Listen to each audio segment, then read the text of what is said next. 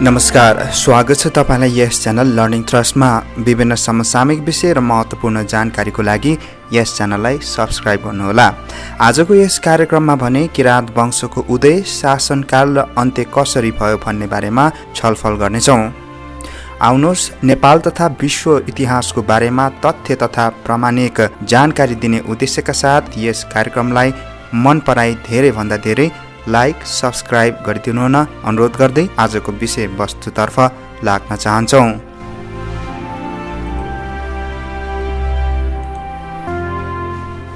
नेपालमा गोपाल महिषपाल पछि किराँतीहरूले राज्य चलाएका थिए भन्ने सन्दर्भमा सबै इतिहासकारहरूको सहमति छ।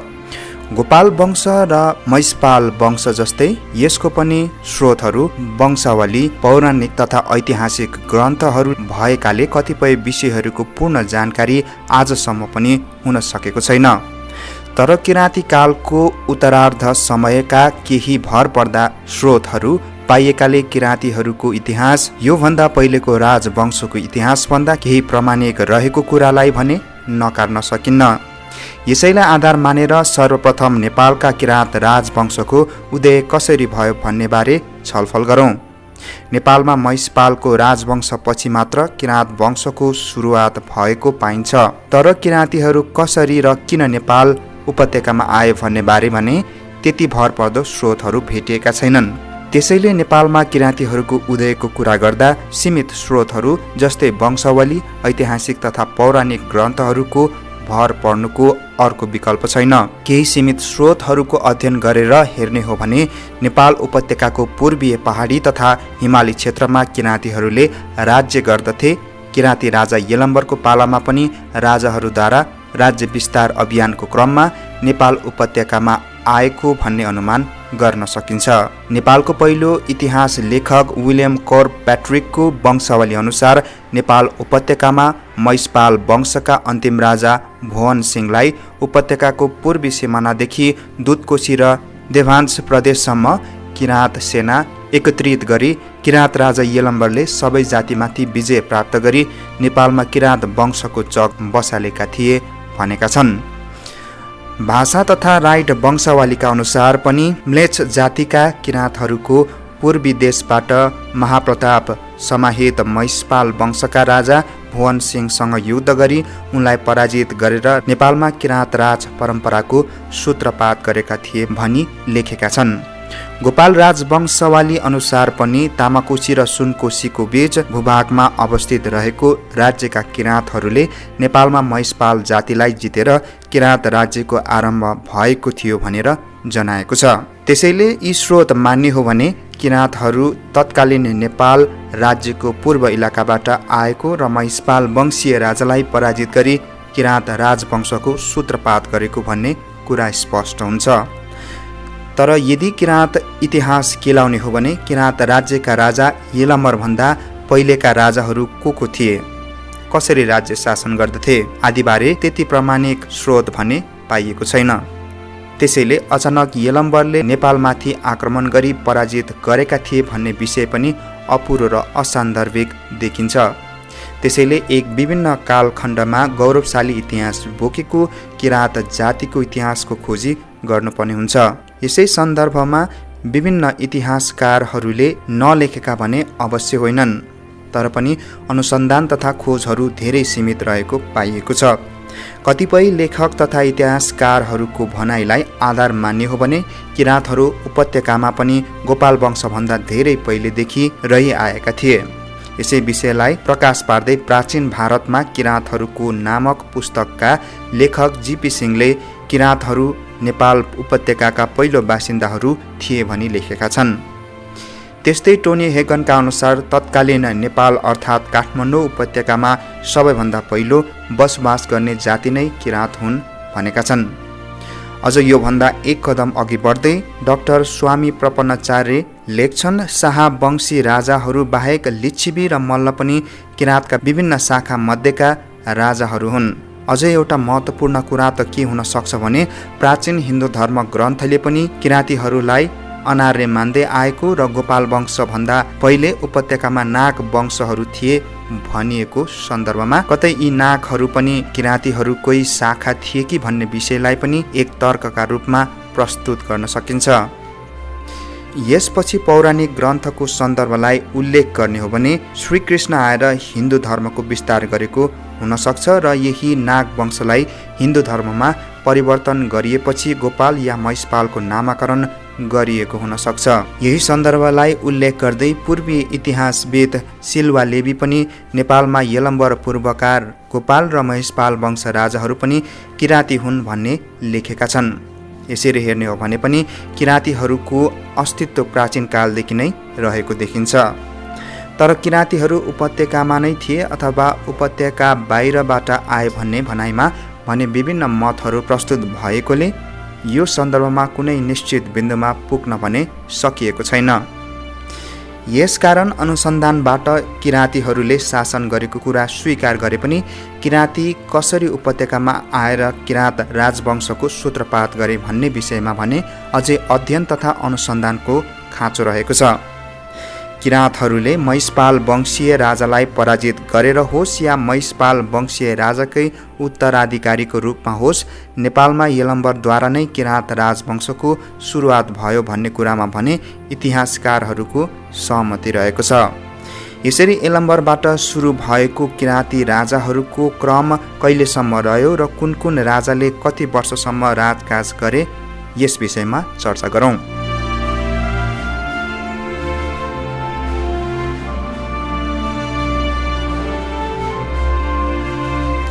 नेपालमा किराँती राजवंशको थालनी भएपछि विभिन्न किराँती राजाहरूले राज्य गरेको कुराहरू विभिन्न स्रोतहरूमा उल्लेख भएको पाइन्छ।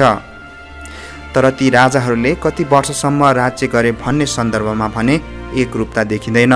गोपाल राजवंशवालीमा 32 जना किराँत शासकहरूले 1701 वर्षसम्म शासन गरेको पाइन्छ भने भाषा वंशावलीमा 28 जना किराँत राजाहरूले 1741 वर्षसम्म राज्य शासन गरेको कुरा उल्लेख गरिएको छ।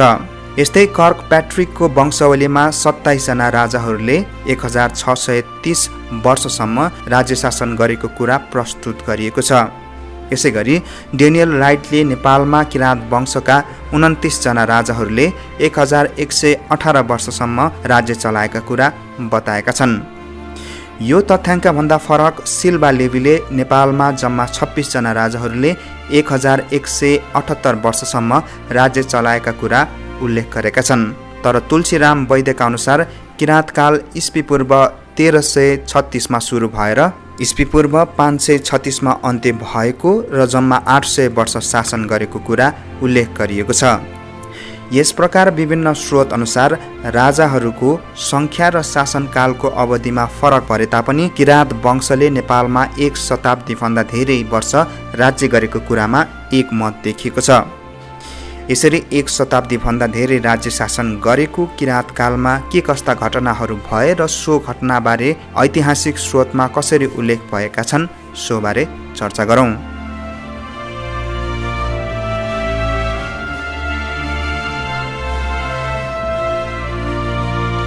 भाषा वंशावलीमा प्रथम किराँत राजा यलम्बरको समयमा किराँतेश्वरको उत्पत्ति भएको प्रसङ्ग पाइन्छ। यस प्रसङ्गमा महाभारतकालीन अर्जुन र किराँतेश्वरको युद्ध र अर्जुनलाई वर प्राप्त भएको आख्यान भेटिन्छ। तर किराँत वंशका प्रथम राजा यलम्बरले कति वर्षसम्म राज्य चलाए भन्ने सन्दर्भमा भने एकमत देखिँदैन। गोपाल वंशावली र कर्क प्याट्रिकको वंशावलीमा किराँत वंशका दोस्रो राजा पवि अथवा पेलमको कार्यकालमा द्वापर युगको अन्त्य भई कलियुग सुरु भएको कुरा उल्लेख गरिएको छ। यस्तै राइट वंशवालीले पनि छैटौं किराँत राजा हुमतीको पालामा अर्जुनको किराँतेश्वर महादेवसँग युद्ध भई धनुर्धारी अर्जुनको युद्धकला क्षमता देखेर महादेव स्तब्ध भएको वर्णन पाइन्छ। यस्तै हुमतीको छोरा तथा 7औं किराँत राजा जितेदास्तीकै समयमा गौतम बुद्धको नेपाल आगमन भएको भन्ने वर्णन पाइए तापनि वास्तवमा गौतम बुद्ध स्वयं नेपालमा नआएर उनका चेला आनन्द आएका थिए पनि भनिन्छ। तर स्वयम्भू पुराणमा उल्लेख भएअनुसार शाक्य मुनिका साथ 1350 जना उनका शिष्यहरू उपत्यकामा आएका थिए। ती शिष्यहरूले स्वयम्भू र गुहेश्वरीको दर्शन गरेपछि बुद्धले ब्राह्मण क्षेत्री जातिका शिष्यलाई दीक्षित पारे भनी लेखिएको छ। सो ग्रन्थमा यसबारे विस्तृत प्रसङ्ग उल्लेख गर्दै लेखिएको छ कि शाक्यमुनिले स्वयम्भूको महात्म्य बारे वर्णन गरेका छन्। उनी काठमाडौँदेखि 40 किलोमिटर पूर्व रहेको जङ्गलले ढाकेको पर्वतमा पुगेका थिए। त्यहाँ रहेको चैत्यको वरिपरि 3 पल्ट घुमेर ढोगे र चैत्यमा गाडिएका गहनाहरू पत्ता लगाई शिष्यहरूलाई देखाएका थिए। त्यसपछि बुद्धले यसबारे सबै कुराहरू चेलालाई सुनाएका थिए। उनी जन्मनुभन्दा धेरै वर्ष अघि पाञ्चाल देश अर्थात् पनौती राज्यका राजकुमारहरू त्यही पर्वतको जङ्गलमा डुल्न आएका थिए। यस समयमा उनीहरूले एक भोकाएको बाघ र अरू 3वटा सो बाघका बच्चाहरूलाई देखे। सो बाघ खान नपाएर धेरै अशक्त भएको थियो र आफ्ना बच्चाहरूलाई खुवाउन सकेको थिएन। यो देखेर 3 जना मध्ये एक राजकुमारले अन्य 2 भाइहरूलाई फर्केर जान भने र उनी भने सो भोकाएको बाघको छेउमा पुगे। उनी आफूलाई बाघले खाओस् भन्ने चाहन्थे, तर सो बाघ अति अशक्त थिए कि बाघ स्वयंले खान सकेन र राजकुमारले आफ्नो शरीर आफैले काटेर बाघ र बच्चालाई खान दिएका थिए। यता दरबारमा राजकुमारका साथ 1 जना राजकुमार नआएको देखेर उनका आमा तथा महारानी आत्तिए र राजकुमारहरूको कुरा सुनेपछि उनीहरू सबैजना सो जङ्गलमा पुगे। त्यहाँ जाँदा राजकुमारका गहना, कपडा र हातकोरहरू देखेर उनको आमाको पनि त्यही मृत्यु भयो। त्यसपछि राजकुमारका गहना कपडाहरू गाडेर त्यही चैत्य बनाएर आमाको नाममा पनि एउटा चैत्यको निर्माण गरे। अनि बुद्धले यसको रहस्य खुलाउँदै भने सो राजकुमार जसले बाघ र बच्चाहरूलाई बचाउन आफ्नो ज्यान नै दिए, उनी राजकुमार स्वयं बुद्धका पूर्वजन्म थिए। यसरी बुद्ध आई पर्वतलाई पवित्र बनाएकाले सो स्थानलाई नमोबुद्ध भनिएको हो भनिन्छ।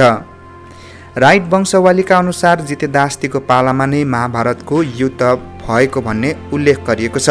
यसमा महाभारत युद्धमा जितेदास्तीले अर्जुनको आग्रहमा पाण्डवको पक्षमा युद्ध लड्दा लड्दै मृत्यु भएको थियो।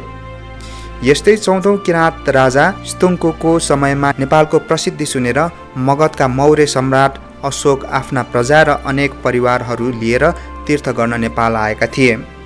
उनले स्वयम्भू, गुहेश्वरी लगायतका अनेकौं तीर्थस्थलहरूको दर्शन गरे। यही समयमा उनले उपत्यकामा थुप्रै चैत्यहरू निर्माण गरेका थिए। यसरी उपत्यकामा देवताहरूको सहर भएको महसुस गरी सम्राट अशोकको छोरी राजकुमारी चारुमतीले पनि नेपालमै बस्ने विचार गरिन्। राइट वंशावलीका अनुसार सम्राट अशोकले यहाँको देवल नामक एक क्षेत्रीय राजकुमारसँग आफ्नो छोरी चारुमतीको विवाह गरिदिए। विवाहपछि देवल र चारुमती पनि भिक्षु ग्रहण गरेका थिए। उनले आफ्नो नाममा चारुमती विहार पनि निर्माण गरिन्, जुन आजभोलि चाबैलको नामले जानिन्छ।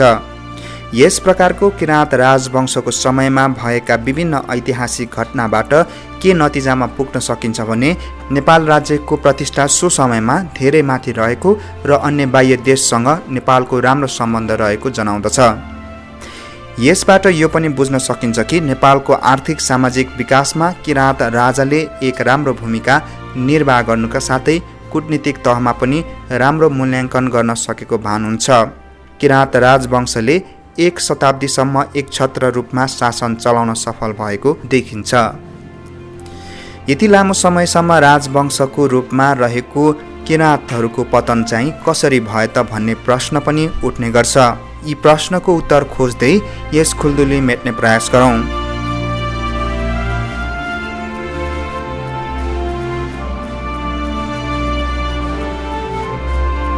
किराँतकालमा नेपालको सामाजिक तथा आर्थिक स्थिति राम्रो रहेको कुरा विभिन्न स्रोतहरूमा उल्लेख भएको पाइन्छ।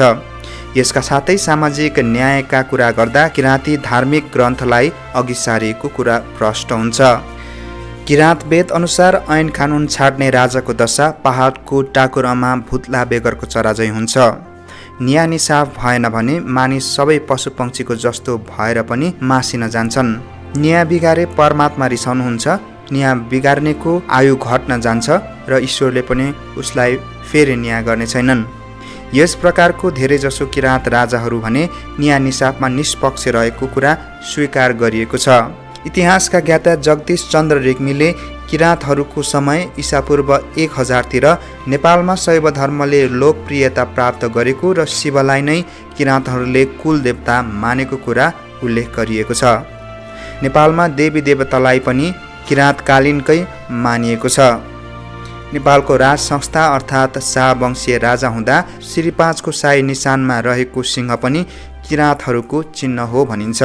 आचार्य जिनमिङको 6औं शताब्दी ईसापूर्वमा रचित मूल सरस्वतीवाद विनयमा लेखिए अनुसार भारतबाट व्यापारीहरूका साथ बौद्ध भिक्षुहरूको उपत्यकामा प्रवेश गरेको वर्णन पाइएकाले किराँत कालमा शैव धर्मको अलावा बौद्ध धर्मको समेत प्रचार हुन थालेको अनुमान गर्न सकिन्छ। यसरी किराँतीहरू शैव धर्मावलम्बी भए पनि बौद्ध धर्मप्रति उत्तिकै श्रद्धा रहेको मानिएको छ। यसरी आफ्नो राज्यभित्र सामाजिक, आर्थिक तथा धार्मिक रूपमा पनि सन्तुलित अवस्थामा रहेको राज्यमा पनि किराँत वंशको पतन कसरी भयो भन्ने सन्दर्भ पनि रोचक रहेको छ। राइट र भाषा वंशावलीका अनुसार किराँतको अर्को राजधानी गोकर्णको जङ्गलमा रहेको थियो। किराँतका 28औं राजा पटुकको समयमा सोमवंशी राजपूतहरूले पश्चिमतर्फबाट किराँतहरूको दरबार आक्रमण गरी विजय प्राप्त गरेका थिए भन्ने उल्लेख रहेको छ। राजधानी सार्न बाध्य भए पनि राज्य भने गुमाएका थिएनन् भन्दै किराँतहरूले गोकर्णदेखि 4 कोस दक्षिणतर्फ शङ्खमूलमा नयाँ दरबार निर्माण गरी बसेका थिए भनिएको छ। तर उनका छोरा गस्ती अर्थात् 29औं किराँत राजाको समयमा भने किराँतीहरूको सोमवंशी शासकबाट पराजित भएको थियो। यसका साथै भाषा वंशावली अनुसार किराँत वंशका अन्तिम 28औं राजा गुलिचमाथि बाह्य आक्रमण भएको प्रसङ्ग भेटिन्छ। गोपाल राजवंशावलीले चाहिँ खिगोलाई अन्तिम शासक देखाएको छ। यसरी विभिन्न स्रोतहरूले किराँतहरू पतन हुनुको कारण आन्तरिक नभएर बाह्य आक्रमण भएको कुरालाई विशेष जोड दिएको छ। तर पाटनको एक प्रचलित किम्वदन्तीले भने सो मतप्रति विमति जनाउँदै विभिन्न तर्क प्रस्तुत गरेको छ। सो किम्वदन्ती अनुसार किराँतहरूको पतनको कारण आन्तरिक जनविरोध भएको कुरा स्पष्ट पारिएको छ। किराँत राजवंशको कालमा भएको कठोर शासनले गर्दा जनताहरूले आफ्नो प्राणको सुरक्षा नहुने देखेर जनविद्रोहको लागि तयारी गर्दै थिए। यही विद्रोहमा पटुको डोमा बसेका राजा र राजाका समर्थकहरूसँग भिडन्त भयो। यो भिडन्तमा करिब 800 जना किराँतहरू मारिए र किराँत राजाहरू भाग्न बाध्य पारिए भन्ने प्रसङ्ग उल्लेख गरिएको छ। यसरी 800 जना मारिएको सो स्थानलाई नेवारी भाषामा च्यास भनिँदै आएको जनाइएको छ। यो प्रसङ्ग तथ्य ऐतिहासिक स्रोत नभए पनि धेरै विद्वानहरूले यही घटनालाई मानेर किराँत शासनको अन्त्य हुनुको कारण बाह्य नभई आन्तरिक नै थियो भनी तर्कप्रति सहमत भएका छन्। तर पनि धेरै वंशावली र ऐतिहासिक स्रोतमा भने किराँतहरूको अन्त्य बाह्य कारणबाटै भएको भन्ने तर्कलाई विशेष जोड दिएको पाइन्छ। राइट वंशावलीमा पनि किराँतका अन्तिम राजा गस्तीलाई सोमवंशी शासकहरूबाट पराजित गरिएको भन्ने उल्लेख गरिएको छ। यस्तै इतिहासकार द्वय प्रेमबहादुर माबोहाङ र भूपेन्द्रनाथ शर्माको प्रसङ्गलाई उल्लेख गर्दै राजकुमार राईले आफ्नो पुस्तक नेपालको किराँत इतिहासमा अलि भिन्न तर्क प्रस्तुत गरेका छन्। उनका अनुसार पाल्पामा राजद्रोह हुने क्रममा पाल्पाका राजा धर्मसिन्धुले नेपालका किराँत राजा योगनिहाङसँग सैनिक सहयोग मागेका थिए। यस क्रममा राजा योगनिहाङले आफूसँग भएको 2/3 सैनिकहरू मद्दतको लागि पाल्पा पठाएका थिए। यही मौकामा मुजफ्फरपुरका लिच्छवी राजा भूमि वर्माले नेपाल उपत्यकामा आक्रमण गरेका थिए। बागमती र विष्णुमतीको दोभानमा 12 दिनसम्म भएको युद्धमा दुवैतर्फका सयौं सेनाहरू मारिए।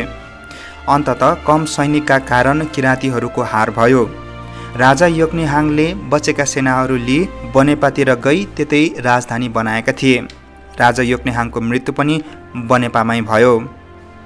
पछि उनका छोराहरूले उपत्यकामा आक्रमण गरी फेरि आफ्नो अधीन पार्ने प्रयास गरे पनि किराँतहरू भित्रैबाट असहयोग र षड्यन्त्र तथा घातका कारण यो सफल हुन सकेन र उनीहरू पूर्वतिर लागे भन्ने उल्लेख गरिएको छ। यस घटनालाई आधार मानेर लेखक राजकुमार राई लेख्छन्, यति लामो समयसम्म एक शक्तिशाली राजवंशको रूपमा शासन गरेको किराँतहरूको बाह्य भन्दा पनि आन्तरिक असहयोग र विभागका कारण नै किराँत राजवंशको अन्त्य भएको तर्क प्रस्तुत गर्छन्। यसरी 1 शताब्दीसम्म शासन कायम गर्न सक्षम किराँत राजवंशको अन्त्यको बारेमा विभिन्न तर्कहरूलाई अध्ययन गरे तापनि निर्गलमा भने पुग्न सकेको छैन।